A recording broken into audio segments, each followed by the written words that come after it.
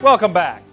Every day, NCBA monitors a host of potential policy and regulatory changes that could have a lasting impact on farmers and ranchers across our country. Cattlemen and Cattlemen reporter Brad Bulla brings us the latest on some of these pressing issues. When the Endangered Species Act, or ESA, was created, the goal was to help prevent the extinction of certain species of animals. Instead, ESA has become a means for environmental extremists to try and prevent livestock grazing on federal and private lands. We continue to push for large-scale reform to the Endangered Species Act. The act is broken. We've known that for a long time. It's solely focused on listing new species. That's due to intense pressure from environmental groups who have mastered the art of suing repeatedly to force their agenda on the Fish and Wildlife Service. For years, NCBA and the Public Lands Council have fought for common sense changes to the Endangered Species Act. This includes having a system in place to make sure decisions to list or delist a species are based on sound science, not politics. We need to get the act back to a place where it's completely functioning, and that means a listing, a recovery, and a delisting of species. The current rate of recovery under the Endangered Species Act is 1.4%. That's a failure by absolutely anybody's standard, and we can do a lot better than that. Ranchers play an essential role in creating the habitat and recovery mechanisms that are needed to get these species back on track, and we're being prevented from doing that by the dysfunction in the act now. We don't want to get rid of it. Nobody wants to protect the species, especially the native species, more than we do as cattle producers. But we have to make sure that the Endangered Species Act actually works for us. And in order to really make this thing work, we need to find a way to be able to take species off of the list in an effective way to show the success that we have had. Another issue is the Antiquities Act. This grants the president the authority to create national monuments on public lands.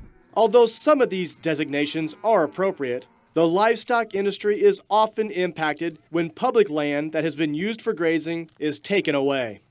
The Antiquities Act had very noble beginnings, and it was to look at historical and cultural sites around the United States and try to protect that. When you find a cliff dwelling in the West, when you find some area of historical significance, to allow the president to go in and protect that. All of us as Americans want to protect our history. But unfortunately, that power that the president has been abused. Now the president is locking up hundreds of millions of acres that we can no longer utilize because he's designating them as national monuments. Often, when land is designated as a national monument, the new regulations can limit multiple uses, including livestock grazing, or create restrictions on range improvement maintenance. We're seeing multi-million acre monuments designated which lock up these federal lands that are really intended for multiple use. The problem with those designations is that grazing really loses when you elevate that status and deny them access to those permits. And that's really what we need to get away from. We need to get back to using it properly. When that happens, the cattle producers are kicked off the land. And it's hard for us to understand that hundreds of millions of acres would go towards protecting a couple of pot sharks. So there has to be some common sense put back into the discussion about what the Antiquities Act is for and how it should really be used.